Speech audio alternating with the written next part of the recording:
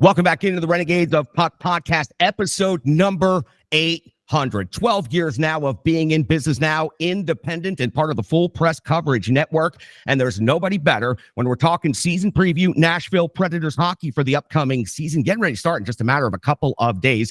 Then the voice of Full Press Hockey. You can find him literally everywhere on the internet, whether it's hockey, football, wrestling, or any other topic. He is an expert in the field. So I reached out and I wanted to get him on. It's Jim Biringer from Full Press Hockey. Jim, welcome to the show. Thank you so much for being on the Renegades of Puck podcast. Hey, thanks for having me on. Always a pleasure to be on anybody's show. Renegades and Pucks podcast. I'm here. I'm ready to talk hockey, and I can't wait because the season, 8 days away from the start of the NHL season. I know everybody's like, well, there's preseason hockey. Yes, I've watched some preseason hockey. I will tell you, it doesn't matter. The results don't matter. If you have young guys in camp and you see progression, that's a good thing. But the results, it doesn't matter. Just get me to the drop of the puck, please. I'm glad you started right there, and I'm going to get to preseason, but I want to start with you because you've had a good experience with the Nashville Predators organization this season. Of course, as part of the Full Press Predators podcast, want to go ahead and get your opinions, and I want to go back to last summer. You were in Smashville for a couple of days, had the draft here, had the award ceremony here. I know you had an opportunity to speak with former general manager David Poile and new general manager Barry Trotz while you were in town. Oh, and you also have some experience that I'll follow up on here in the next question about the new head coach of the Predators. So let's start with the draft and the award show and your trip to Nashville last summer. Just talk to me about your experience down here. Talk to me about the draft in general. And what did you think of the presentation that they put on here in this world-class hospitality and entertainment town? Nashville does it upright. Look, I knew from the minute I came down there that Nashville is a great place for hockey. I actually was at a game years ago down in Nashville. Devils were in town. I wanted to check it out. Came down for a weekend when they opened up the arena, probably mid-2000s. I went down, watched my boys play, watched the Devils play. Great experience. Love the music in between sessions. I'm a big country music guy, so if people didn't know that, I'm a big country music guy. I love Nashville. So this time when the draft came to town, I was like, all right, I can't wait. I want to go back to Nashville. Need to come here. It was hectic getting there, but it's okay. Once we did, it was fun. The presentation was great. Look, let me tell you something, guys. If you've never been to Nashville, you need to go. It not just for hockey, but just for everything. It is awesome. It is a fun time. We were out late nights. Body was sore, but it doesn't matter. It was a fun time. I'm just going to throw that caveat out there to everybody listening. But as far as my experience went, look, the NHL wanted to go to Nashville. Nashville is a perfect partner for the NHL. I know people dismiss, oh, well, you know, Nashville and Carolina. No, you need to experience it because it will change your tune about hockey in the South and hockey everywhere. Because trust me, I was one of those guys, maybe we can make it work, maybe. Look, Nashville embraces the Predators. The Predators embrace Nashville, the people, everybody there. It is a great combination. Now, as far as the draft went, I thought it was a great experience. They did a great job. The hotels were excellent. The people were awesome. The award ceremony, top notch. The red carpet, the whole 9 yards. It was great because the weather was great. It was a little hot for my taste because I had to wear a suit and not look nice. Couldn't be in shorts and a T-shirt, but it's okay. I digress. But anyway, the experience was great. Just being on the floor, listening to these guys talk, seeing how deals are made, what players they're looking at, who they're looking at, running into everybody downstairs, out on the street, just talking with everybody, seeing all the draft picks, seeing how excited guys were to be in Nashville and hoping maybe one day they'd be playing for the Predators. I was talking with a couple of prospects, and he was like, yeah, I've seen footage from Nashville. I really want to get drafted here. I want to play here because this barn's so electric. And that says something for how long hockey has come in Nashville and where it's come. But by the way, shout out to my roller hockey brethren. State Wars was down in Nashville this past weekend. So I just want to shout out to my roller hockey people because I grew up playing roller hockey before I switched to ice. And I still play roller. But back to Nashville, everything was just great about it. Love the town, love the city. I talked to a bunch of players. I will tell you this. They said 4 places they want for the All-Star game. Nashville, Dallas, Vegas, or LA. That's it. and Tampa. That's 5. That's the only places they want to go for All-Star games. I got to tell you, when we had the opportunity to host the All-Star game here in Nashville, plug for the city, they really stepped up, not only changing the format as of that All-Star game to the 3-on-3 that we've become used to the last couple of years, but just the tremendous excitement and all the concerts and the outdoor activities and being able to skate in a 3-on-3 outdoor game myself as part of the Mighty Drunks back in that era, and looking over at the boards and seeing NHL All-Stars standing outside on the Hotel Plaza watching us skate in the middle of the night. Truly an experience. The Stanley Cup final came here, 60,000 people outside, just a otherworldly experience. Now 2 drafts, NHL award show. Nashville has really proven they can put on a show and they can host it, and they do love their hockey here as well. So, Jim, I appreciate you giving us the outsider's perspective. As a kid who grew up playing roller hockey in Middletown, New Jersey, and made my way down through the South via the ECHL and the Greenville Growl, then to Nashville, I experienced the same thing you experienced. I had to see it, feel it for myself, and I have for nearly 20 years now. It's been an incredible run. Let me talk to you about Barry Trotz, the rookie general manager. Now, I covered Barry Trotz for many years as a head coach. I've interviewed Barry Trotz many times, but there's something different about Barry Trotz so far as the GM. No doubt in the last quarter of last season with the trade deadline, the Nashville Predators, with David Poile still at the helm, but Barry Trotz advising in every move, they made some significant changes that showed me that Barry Trotz, the head coach, may have always had a reputation for being extremely conservative and being plenty happy with winning a game 2-1. But Barry Trotz, the GM so far, is talking about take some swings, get me players that get people out of their seats. And there's no doubt Barry Trotz, as a rookie GM this season, stepping up from head coach, is certainly putting a new stamp on this Nashville Predators roster immediately. Absolutely. There's great excitement in Nashville right now. Talking with Barry Trotz, meeting him during the draft, and even after it was funny. I was coming back after day 2 of the draft after it wrapped up. Got some food, and who do I see but David Poile and Barry Trotz walking over to grab some grub, and we just started chatting again. And Trotz is such a good dude. I've covered him. God knows how long. I mean, with his days in Washington to the island, he's always in and out of Jersey. He's always a great guy to chat to. But one thing I've noticed with Barry Trotz, he wants character guys in the room. And that's something that, look, the Predators have always had character guys, but sometimes the character guys are not the guys they need. And when Barry Trotz comes in, he makes wholesale changes. Like Bill Guerin did in Minnesota, what we saw Pat Verbeek do in Anaheim. Look, Matt Duchene, great player.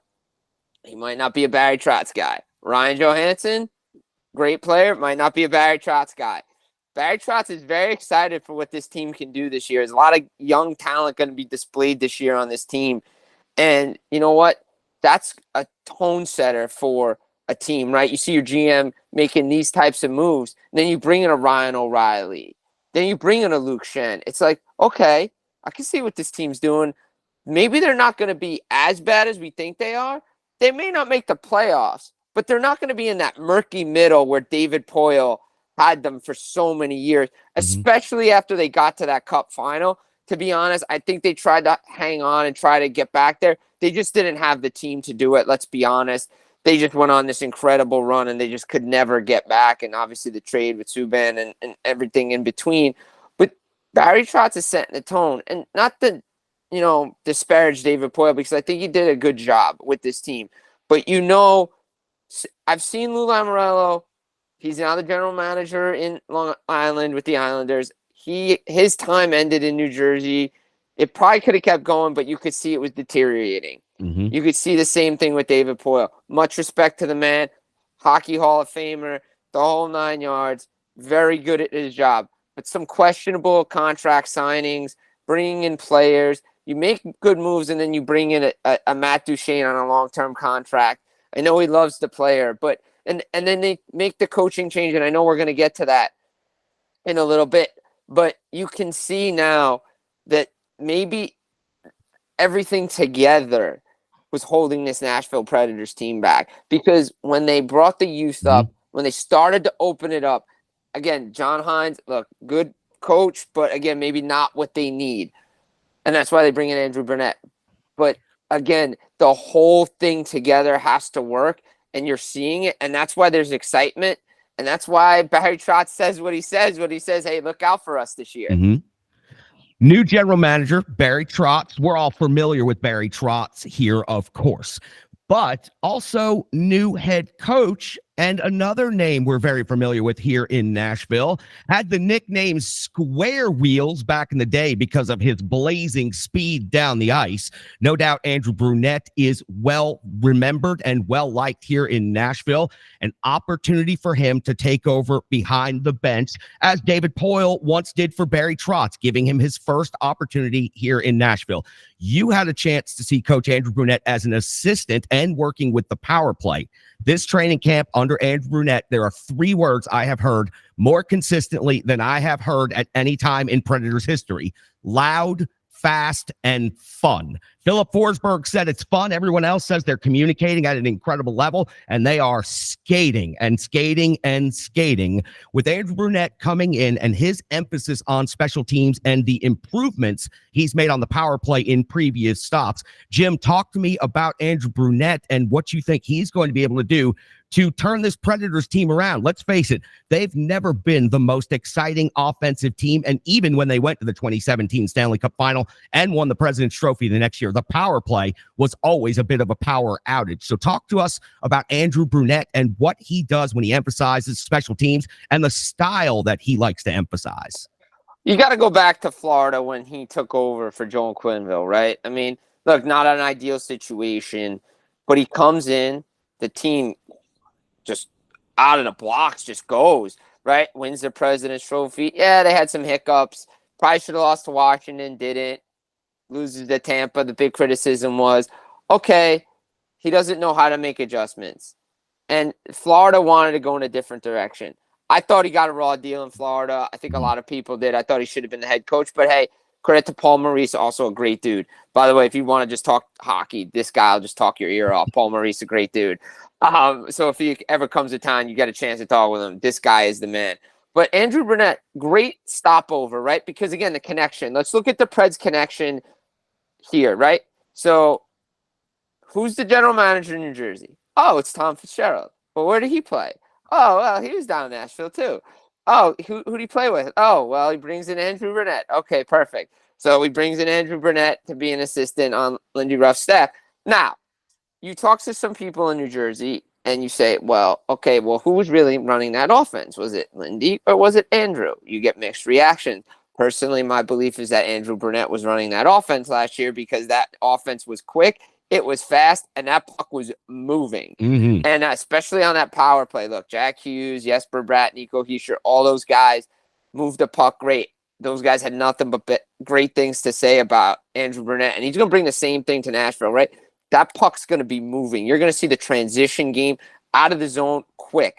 Guys want a fast attacking hockey. You said it before, right? That's what the Devils played. Fast attacking, loud hockey.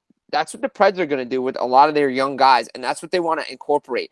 And Andrew Brunette is the perfect fit for this team because they're going to be young. I don't want to say rebuilding, they're retooling, but they're bringing a lot of young talent in here with some veterans, as we mentioned, with the O'Reillys and the Shens. But it's perfect. Just a perfect combination of harmony because guys know each other. And again, starts in the room. Andrew Brunette's a great character guy, great head coach, got the type of guy Barry Trotz wants to have on his staff, in his room, coaching these young players. You want to do things the right way. What a perfect example for Andrew Brunette. So a new general manager, a new head coach, a totally new style than this team has ever seen before. Some new players being brought in. And Jim, I have to tell you, the malaise, and you described it earlier, after 2017, they kept the group together too long. The fiasco, I'll use that word kindly, with the Kyle Turris, Matt Duchene triangle of ending up costing the Nashville Predators Samuel Girard to the Colorado Avalanche in a meaningless three-way trade, and then also losing another prospect at center just to end up with a jumbled mess and paying both of those players ultimately to exit the organization. The malaise that had set in amongst this fan base was absolutely awful. It was tough to watch fans walking out of the rink night after night. Even when the team won, there was very little excitement. The last quarter of last season, when the youth was brought up, it was obvious that something was changing quickly. And I think that final 20-game stretch of the season, though it didn't get to a playoff berth, and I'm actually happy that it didn't. The Predators of last season did not need to be in the playoffs. The youth movement coming up, talking about Luke Evangelista and Tomasino coming up and Parson coming up and making such big differences at the end of the season, I think that allowed the Nashville Predators to close from what we would describe as a classic 5-year rebuild to perhaps a 2 to 3 year retooling. And when they kept UC Saros and did not make that deal around the draft, that indicated to me that Barry Trotz has confidence in the group going forward, that the window is smaller. Because if it was truly a 5-year rebuild that we were looking at and beginning all over, then we'd be also talking about Yaroslav Askarov being up here already in UC Saros' spot and him also growing with the youth. But with Saros still on the team, that tells me the Predators have an opportunity, like you're saying. I don't know where that ends up, but the new energy with the fan base and the excitement about the players I just talked about, and UC Saros being back there, always gives the Predators an opportunity to win any game against any opponent. So there is definitely a new energy here in Nashville, and I think people are going to be very excited to see this team. I agree. I mean, I can't wait to watch the Nashville Predators play this year, to be honest. I think they're going to be one of the more exciting teams to watch. You talk about teams on a build and on the upswing. The Predators are on an upswing. You want to talk about the talent that's around the league. You look at Nashville. You mentioned Tomasino. We didn't even mention Dante Fabro. I mean, this kid, right. I think he's going to finally come into his own this year under Barry Trotz. I think that's going to be perfect with Andrew Burnett as well. I think people are expecting him. Don't sleep on this kid. Dennis Gurianov. I think that was an excellent signing by the Predators. I really like that player. Loved him in Dallas. Thought he was going to stay in Montreal and grow with that group up there because of Martin St. Louis, but he finds himself in another great head coaching position with Andrew Burnett. Again, there's so many young teams around there. You go to Arizona out there as well, in the same division as Nashville, and you want to have those teams up and coming. When I've talked to some teams this offseason, some people, you look around and some teams are afraid to do it because they're not sure if fans are going to stick around. But if you have a young, exciting team that's rebuilding, they're going to stick around because they know the future is not too far away. And the Predators are one of those teams. Again, where they end up, I don't know, because guess what? Nobody really knows. Do we think 3 teams are going to come out of the Central? Do we think 4 teams? Again, UC Saros is the difference maker in this team, with this team, and in this division, because I look at it, he's probably still the best goalie in the division along with Hellebuck. Again, where do the Jets finish? Where do the Predators finish? We don't know, but we know Saros is going to keep him in every game. But if this team can skate and play the way it's supposed to be playing. Oh, and by the way, you know who's still on defense? Oh yeah, Roman Josi and Ryan McDonough. Heck of a trade, by the way. McDonough, great player still in Nashville. Look, you think about it, right? No one expected the Predators players last season to do career years again. Before Duchesne left, everybody's like, "Oh, well, Duchesne's going to have another career year." Oh, really? He is? Can he prove it? Is Josi going to have another career year? No, but he's still a good player and he's still a good defenseman. So they have good players back there, and who knows who the next guy's going to be to step up. You mentioned Askarov. Is he NHL ready? I don't think he's even AHL ready, to be honest, because from what I've heard out of Milwaukee, he hasn't played to his potential yet. And I think that was, for me, when I watched him at the World Juniors, I was like, okay, well, he's hyped and he's got all this, but why is he not performing at the level he needs to? So I think Saros is the guy until Askarov can prove he can take the reins. And you know what? For a young team like this, I think you need the goaltending, because we've seen it around leagues. When a young team doesn't have that goaltending, there's no confidence that they can win games. Sneaky good defensive pairing, I think. You mentioned McDonough, also Tyson Barrie coming in and being here this season. I thought he adjusted very, well and quickly. And I think that that's a really strong D pair. Roman Josi gets Shen to help back him up. Barry Trotz keeps talking about to answer for some of the hits that Roman Josi is susceptible to out there. And then Fabro moving down to the third defensive pair, I think is actually great for his development. Perhaps pushed a little bit too hard in previous seasons. The expectations were incredibly high, but then Alexander Carrier down there on the third pair. So Fabro and Carrier, the young pair, get to develop together. McDonough and Barry are truly a great veteran D pair that any team would probably like to have. And Josi and Shen. I think the D core for the Nashville Predators is a little bit better than people think about, expect. And Jeremy Lauzon as a 7th D coming off and getting some spot starts, some of the tougher games, back-to-backs. That's a good one. And then adding Ryan O'Reilly, every one of these young players is going to benefit. Glass and Novak at center are going to benefit from watching how he plays every day, how he handles every single shift. All of the young players will benefit from that, but nobody will benefit more than the two centers that follow him. And Tommy Novak is quietly becoming one of the better young pivots in the league. I hope people get a chance to watch Novak this year. And Glass emerging as the prospect that he was hyped up to be a couple of years ago. All of this happened in the final quarter of last season. I'm telling you, Jim, it really brought a newfound energy to the team. And then adding Ryan O'Reilly for his leadership and his mentorship, I think is just going to be absolutely a great thing for this Predators team. Yeah, a little head scratching. Some people would say, oh, bring in O'Reilly on that deal and Shen. I'm like, you need veteran presence there. The Devils talked about it too. Again, right out of Barry Trotz probably talks with Tom Fitzgerald. All these guys talk about the book and how to play it. It's the same book. Everybody's got the same playbook. The young players with the veterans, the mix. But Ryan O'Reilly knows how to win, right? And he knows what it takes. And he's been through rebuilds. But he's having fun now, right? I think he didn't have fun in Buffalo or else he would have stayed there with what they were doing. He's having fun. Again, Novak, Glass. You look down the roster, Gurianov. I mean, there's so much. Gus Nyquist they bring in. I think that's a great, tremendous add as well. Again, spending the cap dollars wisely because, yes, you buy out. And it's going to, a couple years from now, it's going to hurt with the cap. But again, Barry Trotz expects, like most expect, this cap to go up. So it won't be as bad as if we were in a stagnant flat cap, similar to what's going on in Minnesota. So I think he's spending the cap dollars wisely. He's putting a fundamentally good team together. Again, we don't know where they're going to finish, but they're going to be exciting. They're going to be fun. And, oh, yeah, by the way, we forget about the superstar on the team, Philip Forsberg. I mean, this guy, I love what this guy brings to the table. Probably the steal, probably the steal trade of the century for Mark Erat. I mean, that David Poile at his best. I mean, these guys still find a way to pull off these trades. Philip Forsberg gets paid for what he needs to do. And a lot of guys were injured last year. Guys didn't perform to the level. But if Forsberg scores, Forsberg's on his game. If McDonough's healthy, Tyson Barrie, I really like. I think that was a great hockey trade with the Edmonton Oilers because Barrie was holding back Bouchard.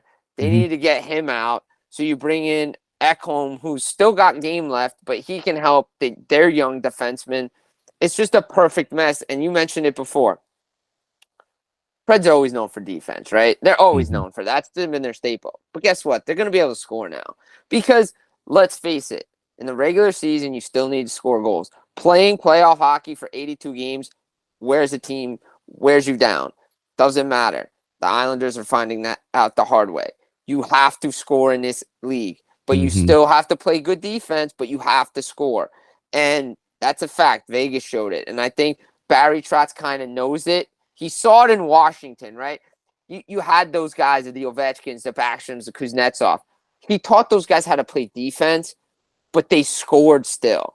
Like, I think, to be honest, if you could get him on an off-the-record moment or in a moment where he's susceptible to something, he might say, hey, I wish I just had a little bit more talent on the island so we could open some things up a little bit. Because I kind of wonder if he was the scapegoat there because that system just doesn't work in today's NHL. It works in the playoffs, but you still got to score. So I think Nashville's in really, really good hands. And Jankowski's down there. You got so many young players that, to me, look, Colton Sis is another guy that I'm really loving, and I can't wait to see these guys perform this year. Nashville, to me, team to watch, team on the rise. Colton Sissons is the sheriff. If you need a defensive zone draw one over the last decade of Nashville Predators hockey, you call number 10 Colton Sissons out there on the rink. He's truly one of the most reliable, durable, and affordable players that the Nashville Predators have ever had. And honestly, if he had more skill, or maybe in a different generation as being that true meat and potatoes guy, he might have a letter on his sweater at this point in his career, because he truly is a glue guy, and every roster needs one like that. A lot of people around the league might not know Colton Sissons. They might not even recognize the name as we discuss him. But if you watch this guy 82 games a year, he is the lunch pail and hard hat dude. Shows up, wins the dirty face-off, scores the greasy goals, and he was robbed of the most famous moment in his career when he tipped that puck in after the whistle in Game 6 of the Stanley Cup Final right here in Nashville. Truly, truly the moment that no one will ever forget in Smashville. Jersey Jim, this fantastic conversation, unfortunately, has to come to an end. I can rock and roll with you on a number of topics, and we could go all day long, but I know you've got a lot of things to do, whether it's professional wrestling, and we're going to talk about that here in the future, or it's hockey, anything going on in the world of sports. Jersey Jim's got it covered. The voice of Full Press Hockey. Jim, I can't thank you enough. Episode 800 for the Renegades of Puck here on the Full Press Preds podcast. Thanks so much for being my guest. And man, you are welcome anytime. And please, if we can ever do anything for you here from the bunker, we're more than happy to help. Absolutely. Hey, thanks for having me. Always a pleasure talking hockey with you. Predators, it doesn't matter what the sport is. You catch me everywhere. Like you said, voice of Full Press Hockey, a million things going on. It's Monday. So much excitement because the National Hockey League is finally coming back. We're about 8 days away. Can't wait for puck drop. It's just, I got those chills down my spine. I'm ready for anything. And absolutely, I will be reaching out to the bunker, because I can't wait to have you on my shows, because we can talk for hours. I mean, we probably won't, but we can. Oh, we can, though. Well, we can. But we can talk some wrestling. We could talk some hockey. We talk whatever. But again, this has just been my pleasure to join the Preds podcast, the Renegades of Puck, episode 800. I'm a pleasure to be here. My experience. One final note from the draft, though. I will say, classy move, Tom Fitzgerald, to allow David Poile to make his final draft pick. They traded picks, the Devils and the Predators traded picks in the final round. He just allowed him to take this final goodbye to Nashville and make one final pick before handing off the reins to Barry Trotz. So I thought that was a really, really cool moment.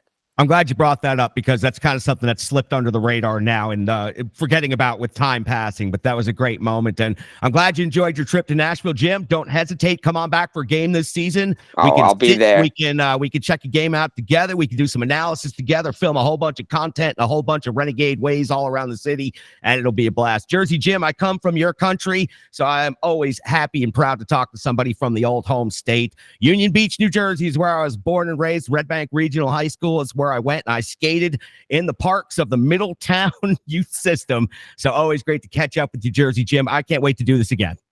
Absolutely can't wait. Always a pleasure to be on here. Hey, guys, check me out. You know I'm everywhere. Name a time, place, I'll be there. And I can't wait to be in Nashville, because I'm definitely checking out some games this year. I will hook you up, no doubt. Jim, thanks so much, man. I appreciate you. This was really fun. And seriously, you got my email, you got my direct message. Send me a phone number if you ever want to talk. You could text me, you can call me. I don't care. I'm always available. What you do is what I do, except I've relocated from Jersey to Nashville, but I literally am going to be in this studio for the next 7 hours recording preview segments, content, all this stuff I've come and cranking out leading up to the season. So anytime, man, I'm always just sitting here ready to talk, and I'm always willing to. Absolutely, man. Take it easy. I hope you have a great day. Guys, check this man out all over Twitter, all over Facebook, wherever he's at. He does great work. It's my honor to be on your show, to be honest. Thanks, man. I'll catch you soon. All right, take it easy.